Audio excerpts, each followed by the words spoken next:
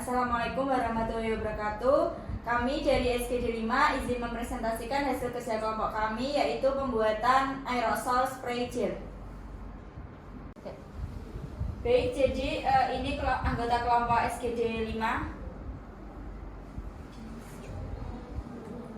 Nah, untuk sediaan aerosol kita akan membahas pengertian aerosol, alasan zat aktif dan bentuk sediaan. Terus yang ketiga ada formula, yang keempat ada range bahan, yang kelima ada fungsi bahan, yang keenam ada perhitungan bahan, yang ketujuh ada inkompatibilitas, dan yang kedelapan ada cara pembuatan aerosol, dan yang kesembilan ada uji evaluasi, dan yang terakhir ada kemasan. Mungkin bisa dilanjutkan untuk teman-teman saya. Jadi untuk pengertian dari aerosol itu, aerosol farmaseutik adalah sediaan yang dikemas di bawah tekanan yang mengandung zat aktif terapeutik yang dilepas pada saat sistem katod yang sesuai ditekan. Kemudian sediaan ini digunakan untuk pemakaian topikal pada kulit dan juga untuk pemakaian lokal pada hidung atau aerosol nasal. Kemudian mulut itu aerosol lingual, atau paru-paru itu aerosol inhalasi. Kemudian ukuran partikelnya itu harus lebih kecil dari 10 mikrometer, sering disebut juga dengan inhaler atau dosis terukur.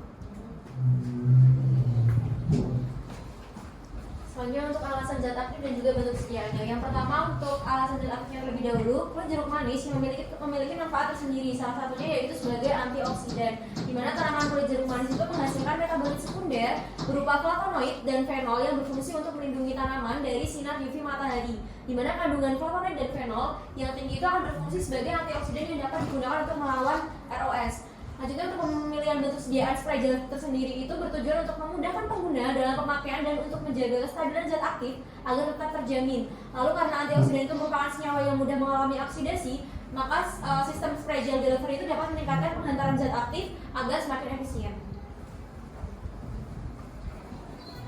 Berikut merupakan formula dari sediaan aerosol gel, yaitu terdiri dari ekstrak kulit jeruk besar 10%, kemudian ada HPMC 0,1%, HEC 0,1%, propilen glikol 15%, nipagin 0,18%, dan aquades diet hingga 50 ml.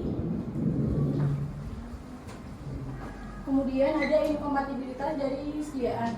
Yang pertama itu ada ekstrak kulit jeruk, di mana dia itu tidak mengalami inkompatibilitas. Kemudian ada HPMC, tidak kompatibel dengan beberapa zat pengoksidasi karena tidak bersifat ionik. Hidromelosa tidak akan membentuk kompleks dengan garam logam atau ionik organik untuk membentuk endapan yang tidak larut. Kemudian HEC, dia itu tidak larut dalam sebagian besar pelarut organik ini itu tidak kompatibel dengan zein dan sebagian kompatibel dengan senyawa yang larut dalam air. Berikut ada kasein, agar-agar, metil selulosa, polivinil alkohol, dan pati.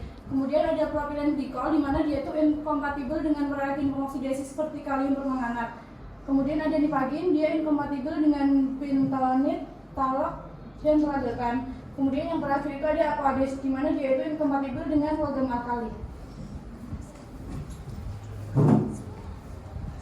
Untuk range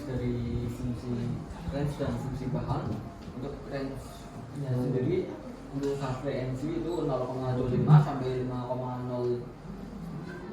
Kemudian untuk propilen glikol itu 10 sampai 30%.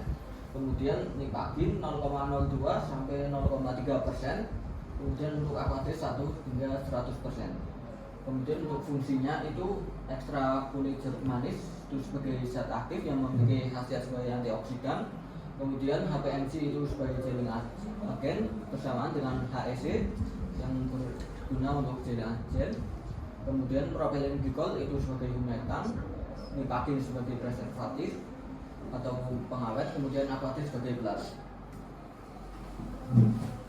Selanjutnya untuk perhitungan bahan. Jadi untuk perhitungan bahan dari aerosol kami membuat sediaan bervolume 50 ml sehingga ekstrak kulit jeruknya itu 10% dikalikan dengan 50 ml sehingga didapatkan 5 gram. Kemudian HPMC dan HEC itu 0,1 dikalikan dengan 50 sehingga mendapatkan 0,015 gram. Kemudian propilen glikol yaitu 15%. yang dikalikan dengan 50 mili sehingga mendapatkan hasil 7,5%, dan nipagin 0,18 dikalikan dengan 50 sehingga mendapatkan 0,09 gram. Sehingga untuk aquadesnya itu di-add-kan sebanyak 50 mili sehingga didapatkan hasil 37,31 mili. Kemudian untuk cara pembuatan sediaan aerosol, untuk yang pertama dengan cara timbang seluruh bahan, kemudian HPMC ditambahkan dengan air panas dan diaduk air homogen. Untuk selanjutnya HEC ditambahkan air dingin dan diaduk air homogen. Untuk selanjutnya HEC ditambahkan pemortir HPMC dan aduk air homogen. Kemudian nipagin dan ekstrak kulit jeruk dilarutkan pada propilen glikol, aduk air homogen. Untuk selanjutnya campuran gelling agent ditambahkan ke beker gelas, kemudian tambahkan air sebanyak 10 ml, aduk air homogen. Selanjutnya untuk campuran nipagin dan ekstrak dan propilen glikol dimasukkan ke dalam beker gelas dan diaduk air homogen. Untuk selanjutnya dimasukkan pada kemasan. Baik, untuk selanjutnya itu uji evaluasi sediaan aerosol meliputi 1. Uji pola penyemprotan dengan cara semprotkan sediaan pada lengan bawah jarak 5 cm, kemudian amati waktu sediaan hingga mengering. Yang kedua, ada uji daya sebar dengan cara semprotkan sediaan pada plastik mica dengan jarak 5 cm, kemudian ukur daya sebar menggunakan jangka sorong.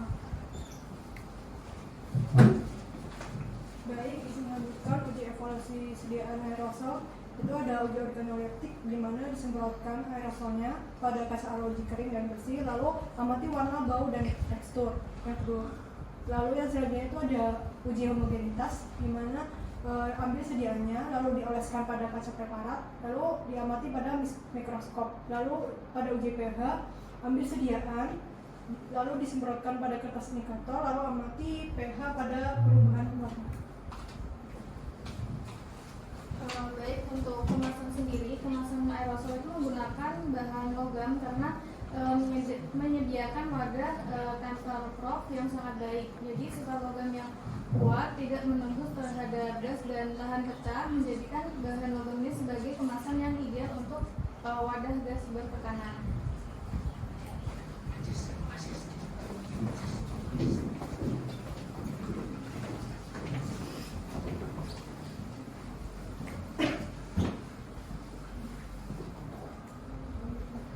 Baik, sekian presentasi dari kelompok kami. Apabila ada kesalahan dari perkataan maupun perbuatan, kami mohon maaf.